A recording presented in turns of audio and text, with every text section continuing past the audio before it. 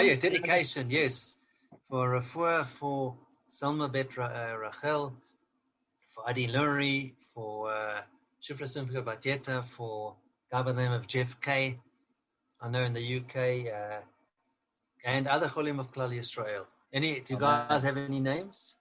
So I've got someone not as sick, but that Arthur that passed away. Can we do the shiur in his merit at least? There's a friend of mine, Arthur Berilovitz. Arthur Berilovitz, yeah. Okay, yeah. Also in his name. Absolutely. Thank you. I don't know his UB details. Thank you, Kevin. Okay, so trapping, which is called tzad, tzadi dalad. Two prohibitions here: enclosing an animal, fish, bird, or insect into an area from which it is unable to escape. For example, a cage or a net. B, setting a mousetrap or a similar apparatus. This prohibition does not apply to pets which have been fully domesticated and are accustomed to their environment. New pets still unaccustomed to their surroundings may not be placed in a cage.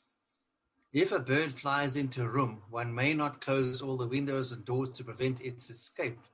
If, however, one is compelled to close a window or door, for example, to prevent a cold draft or to lock up in order to leave, the bird will not budge, one is permitted to do so.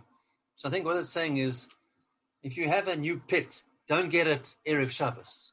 Get the pet a few days before so you can put it in the cage so it's already accustomed. If you take it out the cage, you want to put it back because then it's trapping because it's never been there before. Because I know people I know a guy who's got a parrot, and he takes it out the cage on Shabbos. He's a very from oak. He's a Haredi guy, and the parrot's also black and white. So he takes it out the cage, plays with it, and puts it back in the cage because it was obviously done. It's its normal habitat, normal place where it resides. So do it before Shabbos, a few days before, so that it knows that's what its home is. Okay. Thanks, Kevin. Kevin. And that makes a lot of sense. The mouse, the mice about the mouse, or like a hamster, you put it in a cage before. Some people do have mice as pets. So do it before Shabbos. That's it. La Maisa, Damon. Yes, as Basil Fawlty said to Manuel, that's a rat, and Manuel said it's a hamster. You remember from Fawlty Towers? Not a hamster. You remember from Fawlty Towers? Absolutely. Yes, he passed away. He was Jewish, actually. Manuel was Jewish. His surname was Sachs. Andrew Sachs. Cape Town. Yeah. Really? Yeah. I don't know how he was excellent. Okay. Now Damon, you're thinking of it was a guy from the Carry On movies called Sidney James. He was from Cape Town, a Jewish guy from Cape Town, actually. I don't know. Maybe they were also. Maybe you're getting mixed up with him. No, I'm not. I was thinking. Oh, also they both came from Cape Town. They might have been more than one Jewish actor from Cape Town, but I only knew about the one from Fawlty Towers. But I'm not saying that I wasn't from Cape Town.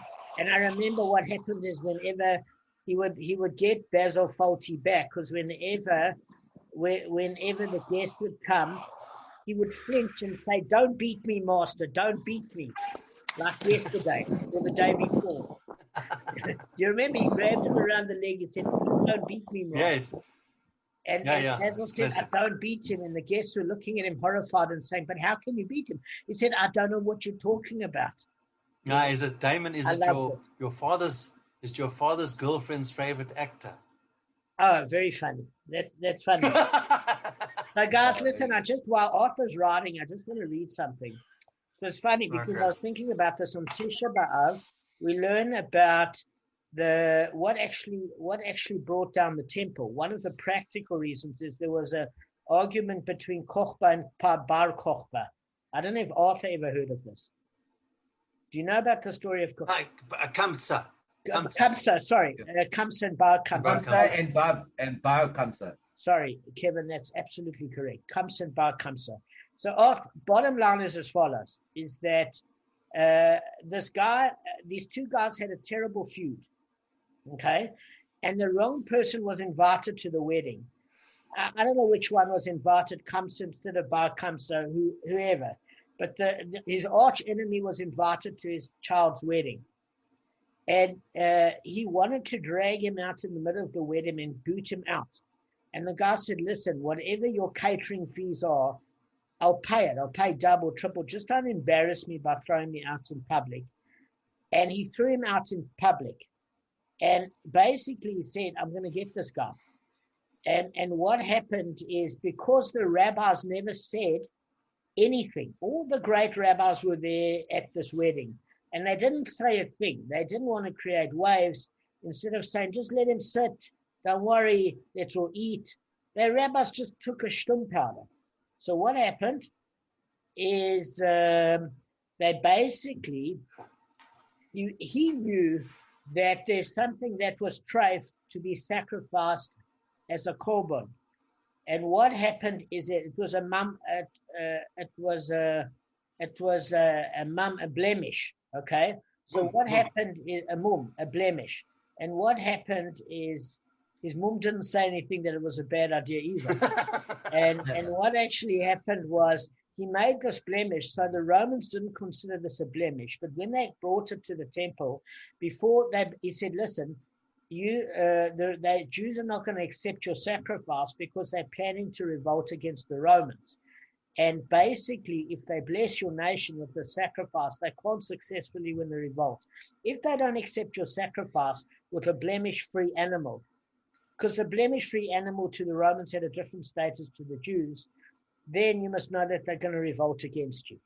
And what happened is he made a blemish that the Jews would see, because the Kohanim were experts at checking out blemishes, but the Romans didn't consider it a blemish. So the Romans thought, when the sacrifice was rejected, that the Jews were planning an uprising. And he did this because he had the needle that he was embarrassed and booted out without any sort of notification. And none of the rabbis turned around, stood up for him and said, listen, let him eat. It's a wedding. It's fine. Sort out your differences another time. Yishakach, be merry. He didn't do that. And that's why he had the needle with the rabbis. So he single-handedly brought against them the Roman crushing the Jews and getting rid of the temple, because they thought that the Jews were they were a vassal state. Jerusalem was a vassal state of Rome, and they thought it was in fact a way of rebellion, that they wouldn't accept the sacrifice because they were hoping to succeed with God's help against the Romans. That's what this Jew told them the Romans would do. Okay? So what it caused here, there were three main lessons we learned from here. There are others, but there's just a few. The one is that when good people say nothing, bad things happen. It takes a strong person to stand up and say, listen, just bring a bit of peace here. This is not the time. Just, he's prepared to pay for the cost. There's no cost. We'll pay for the cost. Let him be here. You two can pick up your feud another time. It's your daughter's wedding. Relax. Your son's wedding. So they should have said something. And then what also caused it is the ego of the two men. The one embarrassing his fella, throwing him out of a wedding, which would cause him embarrassment because how dare he come without an invitation. And the other person for being thrown out and taking it embarrassedly, instead of saying the guy's a moron, and the rabbis, whatever, they should have said something, but they should have said something, but it's no skin off my back. So it was egos of the both parties and the fact that the good people did nothing that allowed this to happen. So in merit of this, I wanted to read something by Rolf Bavli, who wrote a book called The Art of Thinking Clearly and The Art of the Good Life, talking about ego. And I just want to read this for a minute or two. And then when Arthur comes back from his bike, we'll start with the Gemara, if that's all right. Do you guys mind if I read this for a minute or two? Yeah. Because sometimes just learning the Gemara can be a bit dry. It's nice to have something interesting. Can I just add something, Damon, at the end? I forgot to say, I think it didn't say anything there about the trapping, about if you've got a dangerous animal in your house, you need to trap it. Then you can, surely you have to, because that's pekuach nefesh. It didn't say that you can. If you trap it temporarily to throw it out, you have to catch it. That I would do. That's a good point. That's allowed. That's a good point. You know, if I see something with 8 legs, and I don't know if it's toxic, it gets the slip slop. Yeah. Shabbos No, on of the course. Shabbat, if it's crawling around my bed and it's got 8 legs, it gets the slip slop. When I go to Shemaim, I say, is it toxic or is it not toxic? I don't know. Why take a chance? Yeah. Yeah. No, when I see something crawling around, says in praise of modesty, the less important you are, the better your life will be. Boulevard Hassman, Avenue Foch, Rue de Lassareau Avenue, Port Dodemere, etc., all names of large Parisian streets. But who knows these days whom they were named after? Try to guess who those people were. All major figures of the era, no doubt. City planners, generals, scientists. A dinner invitation from George Eugene Hassman, for instance, would have thrilled his contemporaries. And today you step out of the Gallery Lafayette onto the Boulevard Hassman without a second thought. Shopping bags full of things you don't need dangling from the crook of your arm. It's summer, the air shimmers like fluid glass, and your fingers are sticky, you're annoyed at the tourists, and you don't give a thought to what these streets are named after.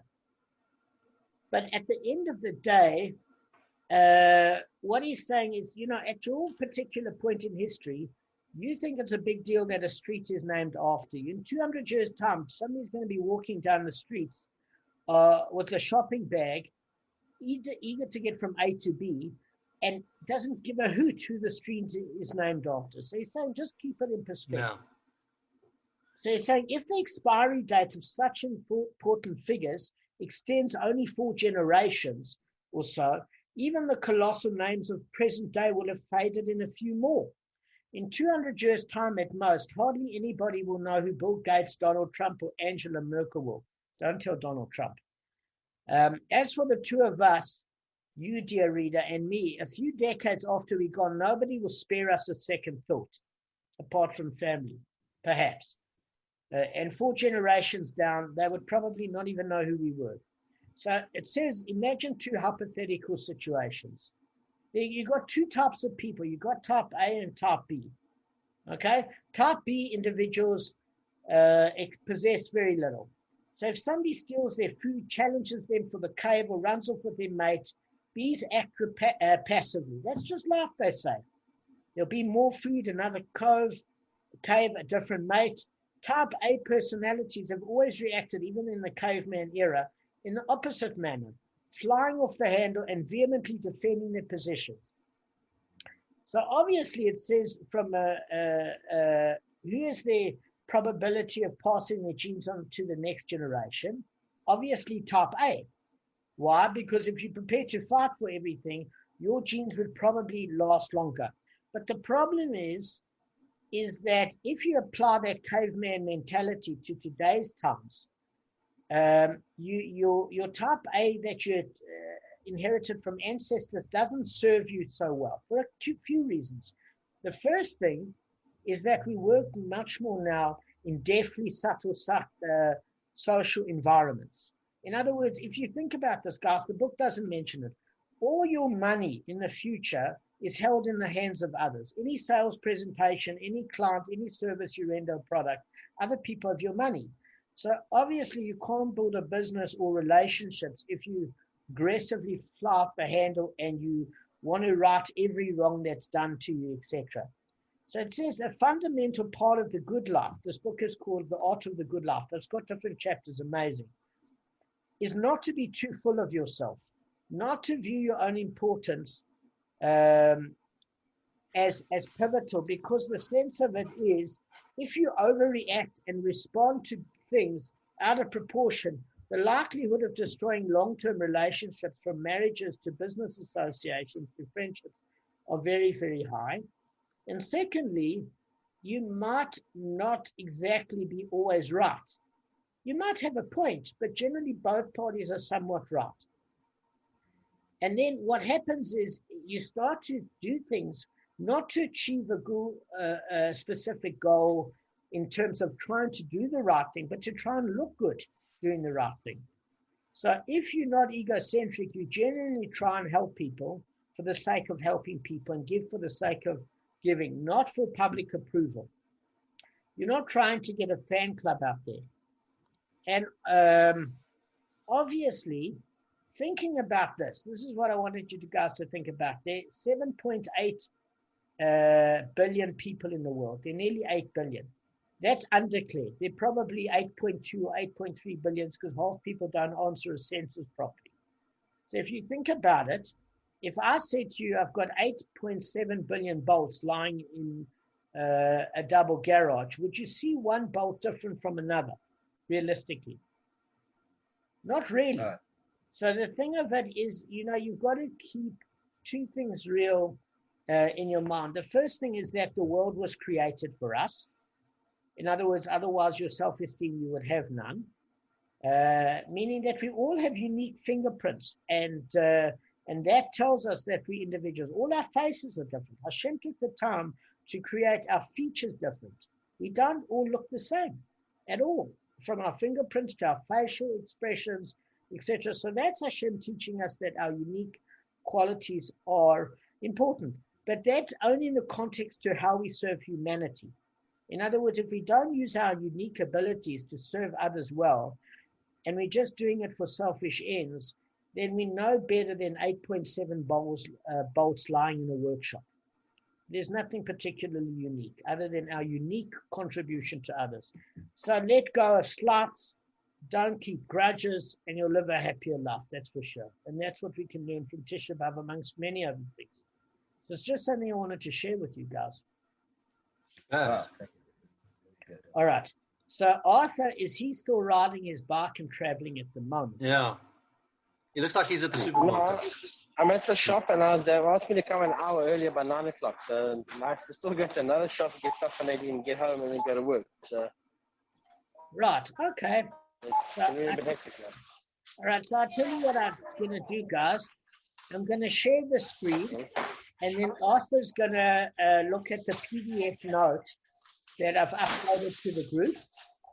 And he's going to watch this video for 5 minutes if he's not able to see the screen. Okay. Nothing I can do. I can't hold back the progress. Fair enough? Okay. Yep. So I'm going to share my screen. Just give me 1 second, guys. All right. I'm going to do a quick bit of revision for yesterday because there are a couple of things that weren't that clear. Because one has to sometimes read things or do things more than once. But I want to congratulate all you guys on getting the most of the answers. You almost got 100% on the exam, which worked out very good on the questions of Rav Shmuel. Okay. So this is the answer, just in summary. Gavin, would you like to read? Thank you. The Brasa elaborates, how is this? A Moor that killed intentionally is liable to death, and its owner to kofir. A Moor that killed unintentionally, his owner is liable to kofir, but is exempt from death. A Tam that killed intentionally is liable to death, but his owner is exempt from kofir, and a Tam that killed unintentionally exempt from this and from that, death and kofir. The Brasa clearly states that there is liability to kofir when a muad kills unintentionally, even though the ox is not subject to death. This supports Shmuel's contention and disproves Rav's view.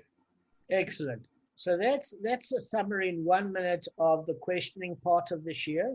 Now I'm going to share my screen in terms of some diagrams I made to add a little bit of light to this discussion with Rav Yehuda and Rabbi Shimon. Okay? Give me a second, guys.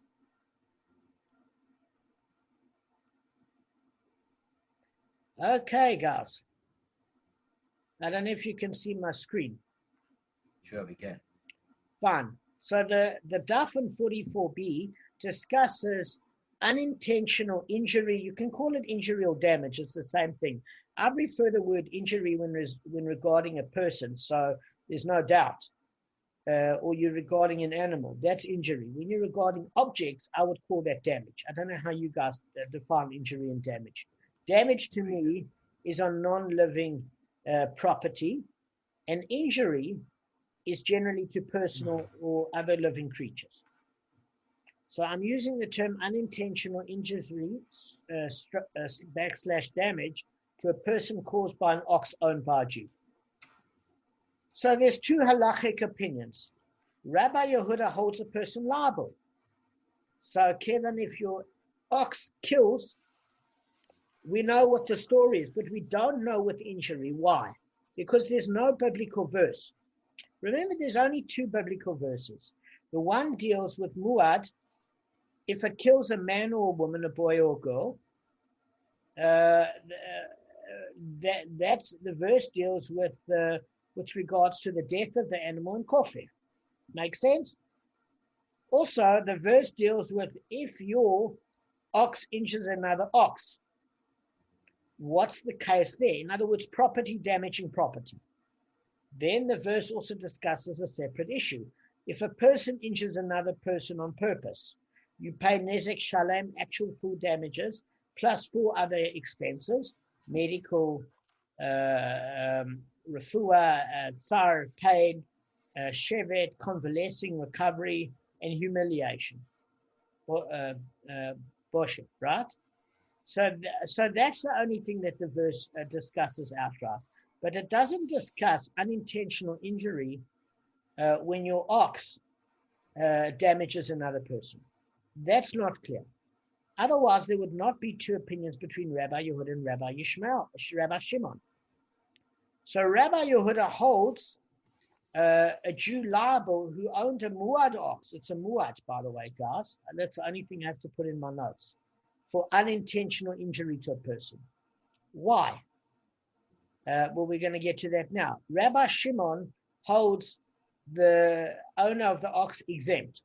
So let's see Rav Yehuda's reasoning. Kevin, just as in regard to his kofir, he is liable even though his ox is killed unintentionally, so too is liable when his ox unintentionally damages or injures a person. So I'll tell you why that's a chiddush with Rabbi Yehuda. Because we know that when an ox kills unintentionally, Rabbi Yehuda holds, because he's basing it on the brisa from Shmuel, that the ox is exempt from death. Because then there wouldn't be a question. If it's a case where the ox is killed, then there's not a question. But he's saying, like, look, there's a chiddush here. The ox doesn't get put to death because the ox killed unintentionally. But because the kofir is still payable, even though your ox kills unintentionally. And how do we know this? Gavin just read it. So according to Shmuel, since you pay kofir, even though the ox doesn't get the death penalty, which is the chiddush, since you're paying kofir for the killing, you're liable then for your ox doing damage, and so too you pay injuries or damages. Does that make sense, guys? Rabbi also learns the same thing. Fine. Now, Rabbi Shimon holds the person exempt. Why? Because he derives non-liability from the ox's lack of execution. So he's saying, look, there's a very simple formula. If it's an unintentional killing, you don't execute the ox. If you don't execute the ox, there's no kofir. What is kofir? Kofir is a payment. Therefore, unintentional damages or injury to a person, there's no payment. If you don't pay when the animal unintentionally kills because it's not put to death, so there's no execution, there's no kofir, then for unintentional damage or injury to a person, there's no payment. So that's how he derives it. Are we quite clear on this before we go to the questions and answers that the Gemara is going to ask Rabbi Yehuda and Rabbi Shimon? Yeah. Kevin's clear? Is Kevin clear? Derive. Yeah, I mean, it's the main issue is unintentional. No. Look, what we are saying is something different, Kevin. What we are saying is, all right, there's no biblical case. It's not mufurish in the pasuk about. There's no precedent. It's not written because anything that's in the Chumash is clear. There's no question. So there's no stipulation. There's a stipulation of what the result is. If your animal is muad and it kills a person, one pays kofir. Okay? And the animal is put to death. That's in the pasuk. That's easy. But with regards to injuring a person, there's nothing in the pasuk. So the Gemara has spent the last half trying to say, well, what's the difference between purposeful injury and unintentional injury? Purposeful killing, intentional killing, or unintentional killing. So there's always a correlation between how do the rabbis hold in the case of injury versus death for intentional versus unintentional. Does that make sense, guys? Kevin, that's what they're trying to deduce. So Rabbi Yehuda holds the owner of that ox liable for unintentional injury his ox causes to a Jew. Why? Because he said it's very simple. Okay? Even though the ox is exempt from death, you still pay kofir. You still pay kofir. Because it's basing this on the brisa that just agreed with Shmuel. This is Shmuel's view, because Gavin just read it. So even though the ox is liable, even though the owner of the ox is liable for kofir, the ox is exempt from the death penalty. Why is the ox exempt from the death penalty, Kevin? Because it mirrors how you put a Jew to death compared to how you put to death the ox owned by a Jew. So what we learned is as follows. When a person intends to kill an animal, a Jew intends to kill an animal, and the animal got out of the way and he accidentally shot and killed his fellow Jew, he doesn't get put to death. He goes to the city of refuge. So just like the Jew doesn't get put to death, the ox doesn't get put to death. It's exempt. But we learn here still that the kofir payment occurs. Why? Because it's a muad ox, and that ox was dangerous. So since that ox was dangerous, the owner has an obligation to pay kofir. It costs a Jewish life. It doesn't matter if the animal wasn't put to death.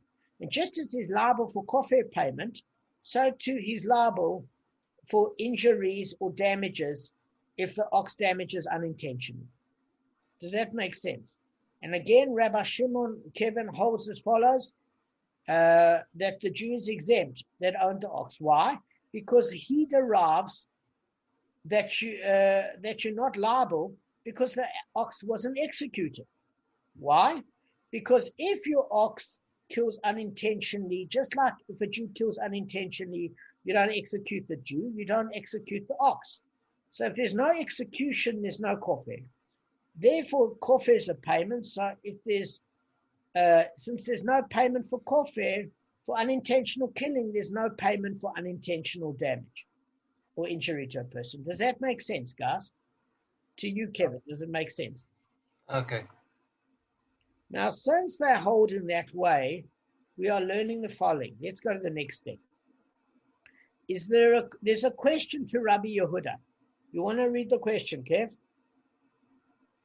Rabbi Yehuda, why does he not derive the law from an execution? Yes, because Rabbi Shimon says, listen, you don't execute the ox, there's no kofir. There's no kofir, that's payment. Then you don't pay for unintentional damage either. Ox isn't executed because there's no unintentional killing. So therefore there's no kofir, no payment, so you don't pay for unintentional damage or injury. So it's saying to Rabbi Yehuda, so for Rabbi Shimon makes sense, what's your reason? What's your reason? So the answer Rabbi Yehuda gives, Gavin, would you like to read it? So the answer from Rabbi Yehuda is as follows. He maintains that we derive laws regarding payments, in this case, injury and damages, from laws regarding payments, kofir, but we do not derive laws from payments from execution. Excellent. Excellent. So what it's saying is, look, Rabbi Yehuda is saying, I don't know what you're talking about. Payments are payments, kofir is kofir. Okay? How do we derive payments? From halachas of payments.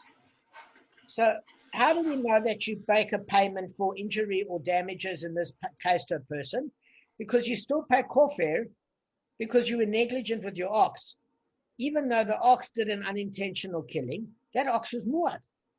And therefore, you pay kofir, which is a payment. Therefore, you pay for injury and damages. Now, Rabbi Yehuda makes sense.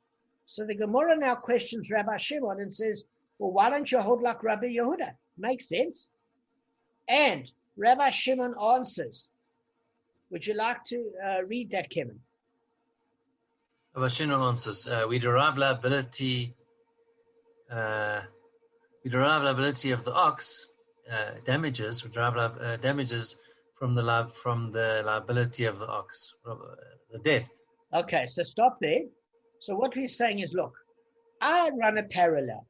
Okay, if we damage the ox that it gets the death penalty, that's a damage that costs what? It's a damage that costs the owner. So in a case where there's we put the ox to death, then in that case you pay kofir, and the owner got damaged because he has to pay kofir financially, and he got damaged that he can't use his ox because it got put to death. So then you pay damages to the injured party. So liability of the ox, if you hold the ox liable to the extent that we execute the ox, we then hold the liability for the ox for the damage it causes. Okay? So he says to the exclusion of deriving liability of kofir. So even if you want to hold like Rabbi Yehuda, Rabbi Shimon does not hold that kofir payment has a link to obligate to injury. So what Rabbi Shimon is saying is as follows. There's no link. Just because you say that there's a kofir payment, it has no link to injury. Because basically Rabbi Shimon says that kofir is paid for the owner's kapora. Why? He was negligent in costing the life, because this ox was a habitual gorer. It's not restitution to the family heirs for damages. It's kapora, the person that didn't look after his ox. Does that make sense? So Kevin, he's saying that yes, it does pay the heirs. But what's the primary principle of kofir? Is that it's an atonement for the owner of the ox. It has nothing to do with paying damages to the injured party. You pay the kapora because you were negligent in looking after your muad ox. That has nothing to do with the family. They might happen to get a financial benefit. But the reason you're paying the kapora is you should have looked after a muad ox. So since you're paying it for that benefit of kapora, because he might hold, by the way, that you pay it not based on the victim's worth, but based on the owner of the ox's worth, because he should have lost his life in Shemayim for being negligent, which he might hold like that, by the way. And then he's saying, listen, it has nothing to do with payments. Okay, it goes to the family, because what are the court going to do with it? They're not going to keep it. So it goes to the family, but primarily it's an atonement. Maybe worth based on the life of the person that should have lost his life in Shemayim for causing a death unnecessarily. Does that make sense, guys? Yeah. Do my notes help at all? Very good. You explained it, yeah. No, even I can read it and actually get the gist of it. All right, so listen, I've sent this PDF on the group. Kevin, what I would suggest you do is you and Arthur, in your own time, just read over this and get understanding of what actually the issues are at hand. You know what I'm saying? I've summarized it. I've made it pretty simple. I'm going to send a new link, but that's a summary of yesterday. There's no point in going on today unless you had a summary of understanding yesterday. What's the point? All right, guys, I'm going to be on page 44b2. Okay, the Mishnah ruled, if the ox intended to kill an animal, but instead killed a person, etc., it is exempt. As examples of unintentional gorings, the Mishnah lists only cases in which the ox would have been exempt from death had it succeeded in killing the one it intended. The Gemara draws an inference from this. Implied by the Mishnah is that if the ox had intended to kill one person, in other words, someone for whom it would have been liable, and instead killed another person, it's liable to death. Okay? Now, what are we actually saying? Since the ox has striven to commit a capital offense, it's executed despite the fact that its actual victim was not the one it intended. Okay? Our Mishnah is not taught in accordance with Rabbi Shimon, for it was taught in a brisa even if the ox intended to kill this one, a person for whom it would have been liable, and instead killed another one, it is exempt from death. Okay? So the Gemara explains, so guys, what is it that I'm trying to say? I know what I'm trying to say. I'm wanting to see if you understand it. You seem to contradict yourself there. I obviously wasn't listening correctly then, because that's what it sounded like to me. Okay, so that's why I wanted to repeat it. It's not. It's the Gemara's phraseology. But just say it again. I want to hear clearly, because it did seem can like I put it in my own words instead of in the complicated description? Sure, go ahead. Listen, we learned in 78b in Sanhedrin, Gavin, you were there. Okay, you were part of the shir then, that there's the opinion of the rabbis and there's the opinion of Rabbi Shimon. Okay?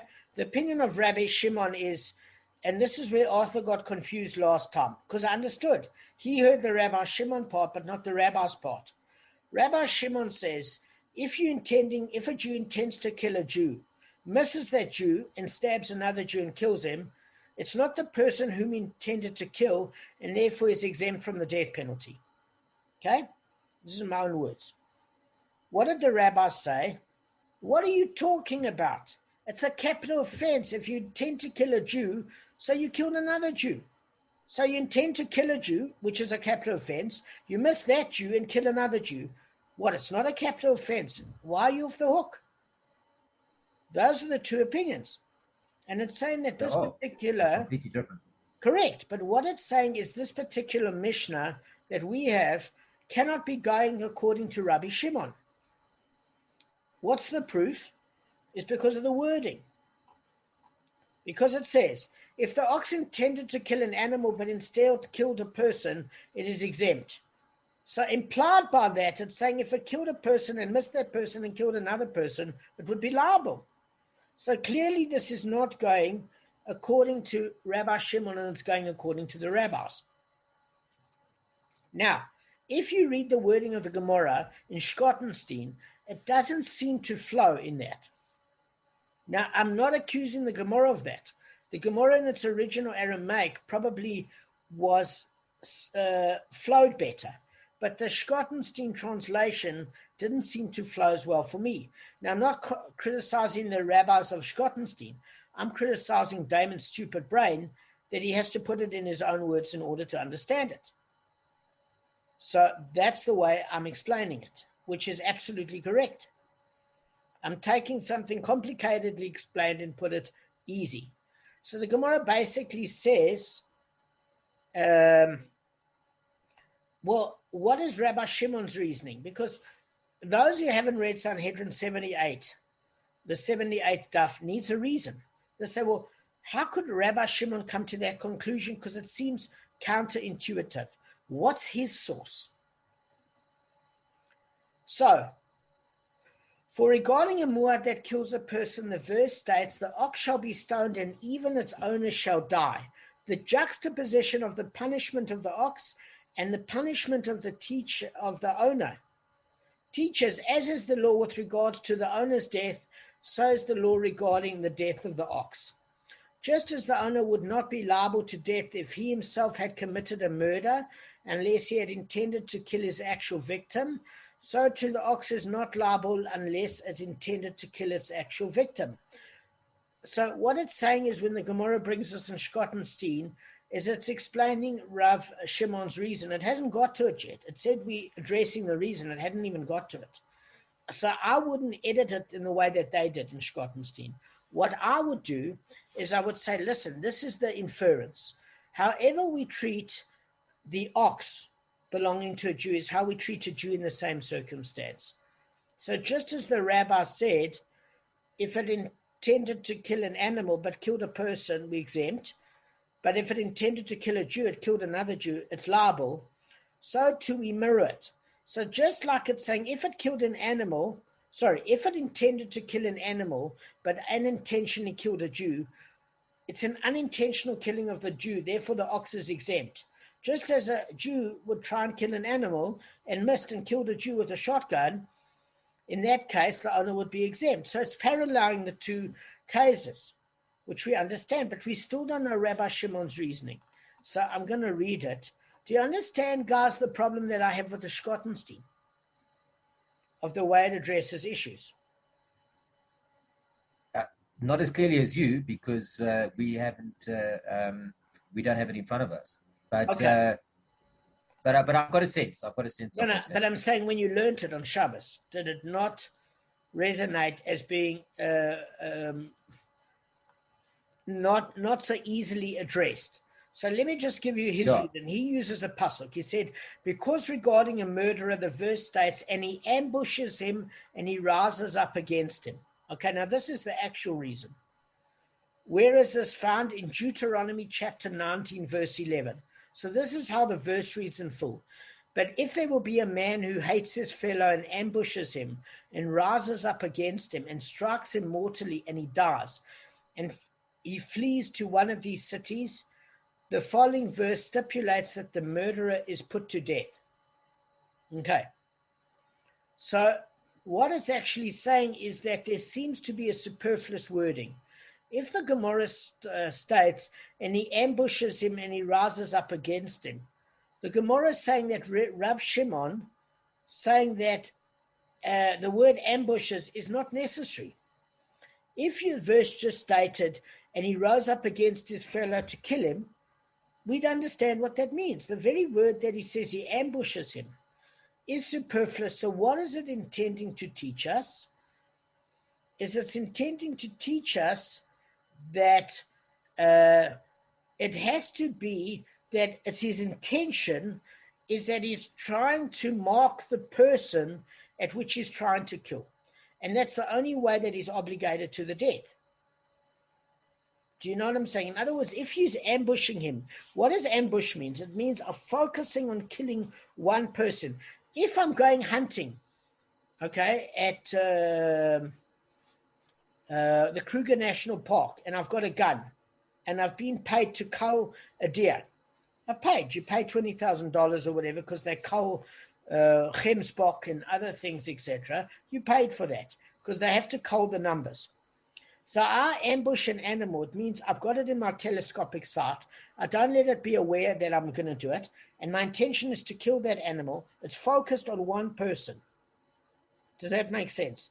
And therefore, if I intend to ambush and then rise up to kill, it means I'm focused on one person. So Rabbi Shimon reads that pasuk as saying, look, if you don't kill the person you focused on, you can't technically get put to death, because the pasuk is talking about a focused killing here. Does that make sense? That's how Rabbi Shimon reads it. So what do the rabbis do with that word, the superfluous word, and he ambushes him? How do they read it? Okay.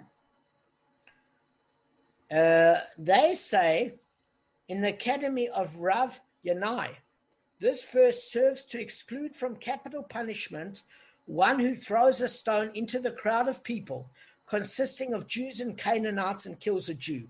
The verse teaches that the perpetrator is not executed for this murder. In other words, he randomly threw the stone into the crowd with intent to kill, okay, but without having taken aim at a particular person within the crowd. So the verse in ambushes him teaches that in order to be liable to the death penalty, the murderer must at least have had the intention for someone whose murder carries the death penalty. So in this case, however, the crowd contained Canaanites as well. So it's possible that the stone's thrower was in hope to kill a Canaanite and therefore is exempt from execution for killing a Jew. Because again, the Jewish court won't give a Jew a death penalty for killing the Canaanite. It's not allowed. But they're not going to kill another Jew when in fact a Jewish court is set up to try the person for killing a Jew. Does that make sense? So what the ambushing term is saying is, look, the crowd's mixed. The Canaanites, they're Jews. So the minute the Canaanites there, we can be seen that we're not sure if he's directly aiming for a Jew, because it's a mixed crowd. And that's why we exempt somebody that throws a stone in a mixed crowd of Jews and Canaanites, 50-50, for example, from the particular punishment of the death penalty, because we don't know where he was focused his killing on. And in that basis, we're making him exempt. Okay, does that make sense, guys? That's what the rabbis do with that pasuk. So this will, but still going to have a problem with Hashem for throwing that stone. Makes sense, but it's not fair. Gee, it's... Listen, the reality is Hashem will hold that person liable in Shemayim.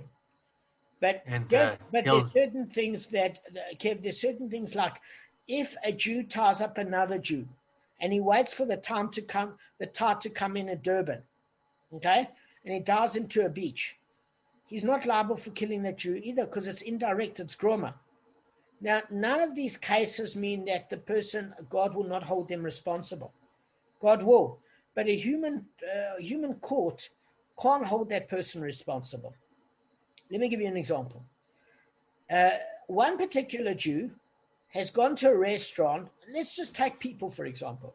You go to a restaurant, you order food, you've got witnesses that you had 2 hookers with you and that you're a mafia boss. You're a mafia boss, right? You've got 2 hookers with you, nice pretty woman or whatever, and you get seen at a public restaurant in Cape Town, okay?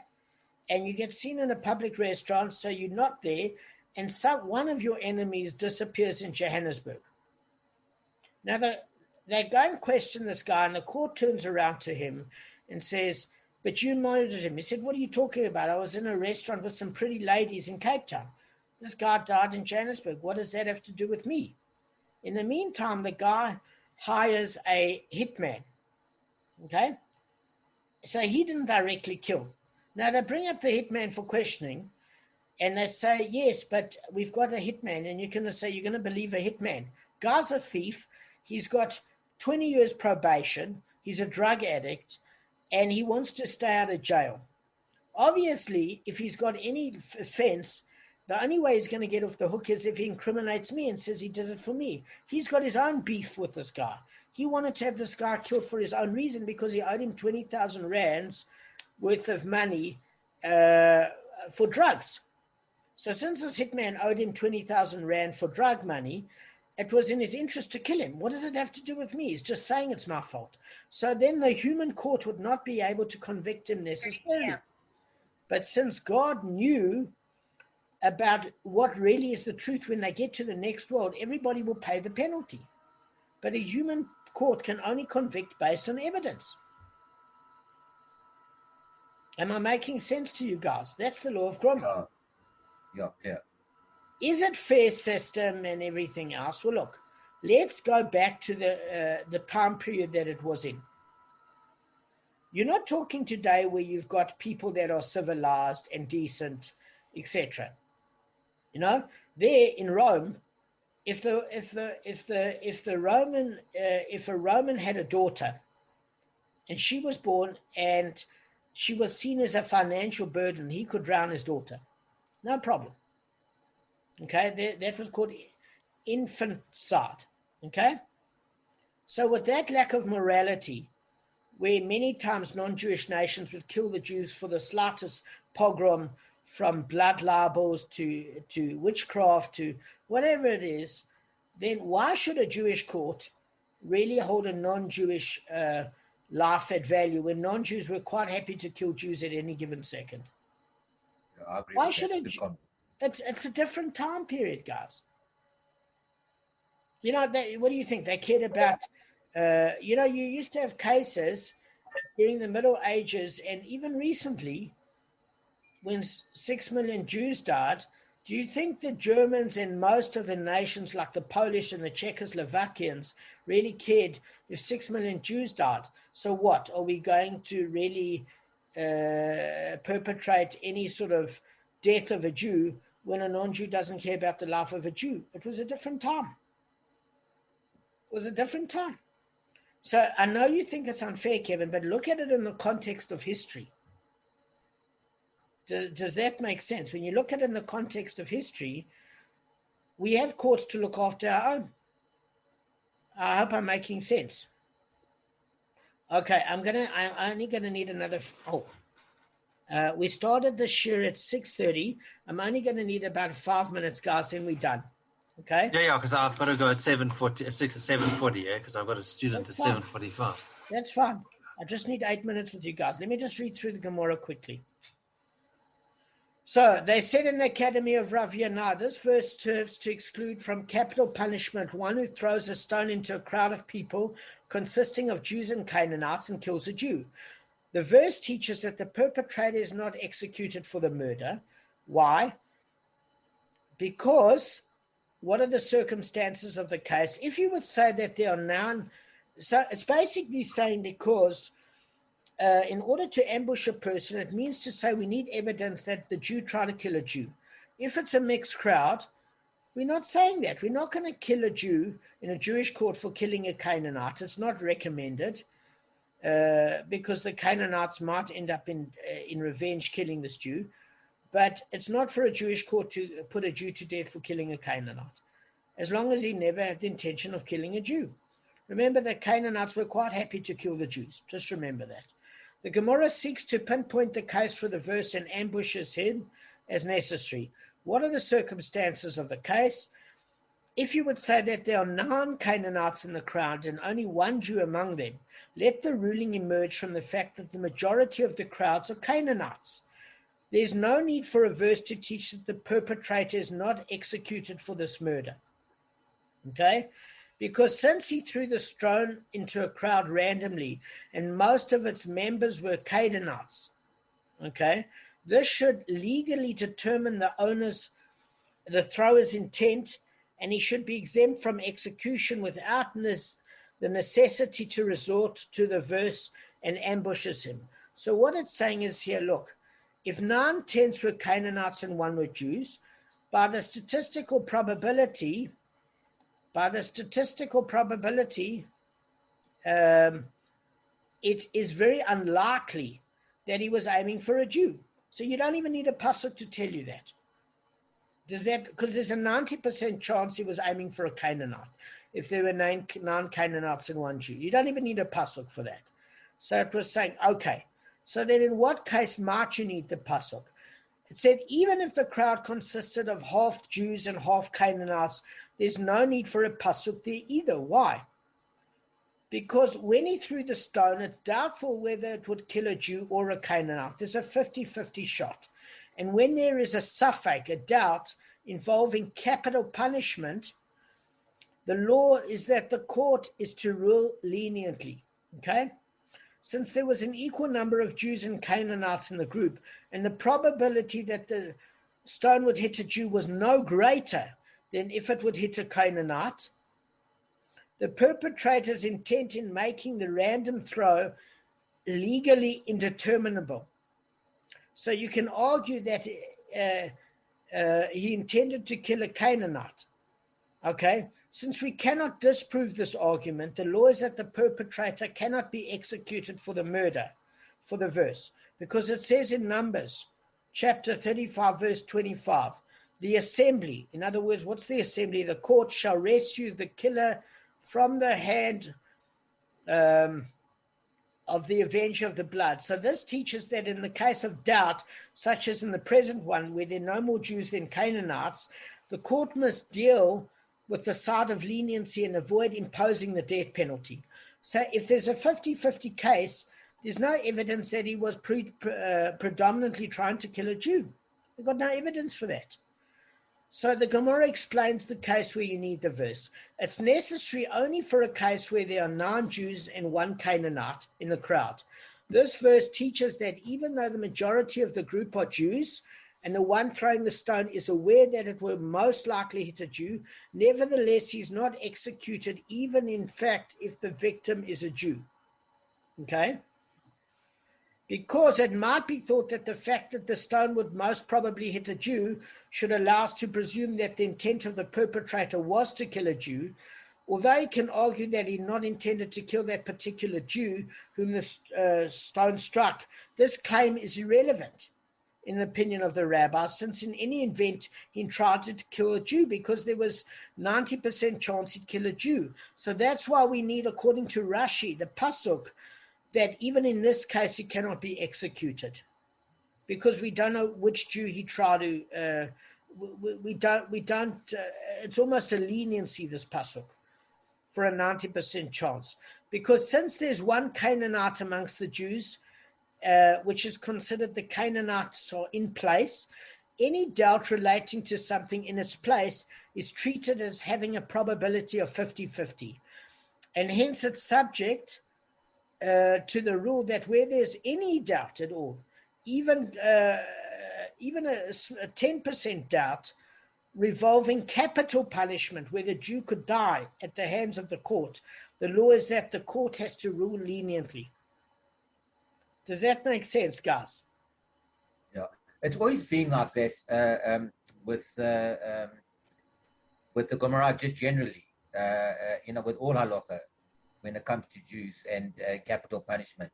They always try to go lenient. They want to try and get the guys off. They don't want to. Correct. So if there's any doubt whatsoever, it's treated as a 50-50. Some doubt is still doubt. It's called reasonable doubt. Even if it's not reasonable, which is why you need the pasuk, there is still doubt. All right, guys, we're going to finish on this note. Kevin, go. I just want to make an observation.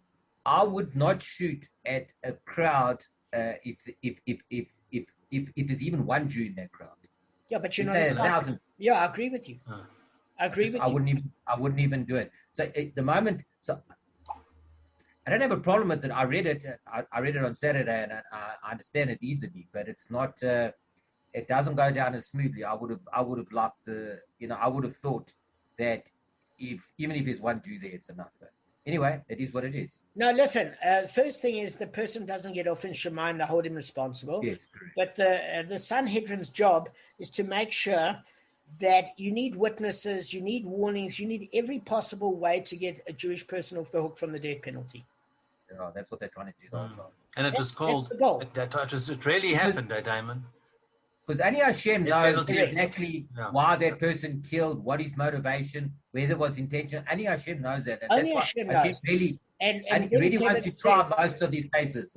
Correct. And when Kevin says it rarely happened, it's rarely, not really. It very seldomly happened. In fact, if there wasn't under Sanhedrin, it was called a bloody Sanhedrin because it was so that they had blood on their hands. Kevin is right. So, guys, listen, I hope the show was good. Thank you for everything, and a lovely awesome. Look, Damon, it's not too complicated. This, so you know what I mean. It's not like it's not like other stuff. It's just the only problem is that because in old-fashioned English, and we're going to end off this note, is that things are explained much more complexly. Today's readers have got a very short attention span. That we like to explain it in modern language very simply. So what I've tried to do is take a very complicated concept and explain it in simple sentences, step by step. We're very simple people, so we appreciate that. Thank you. Yeah, so I'm also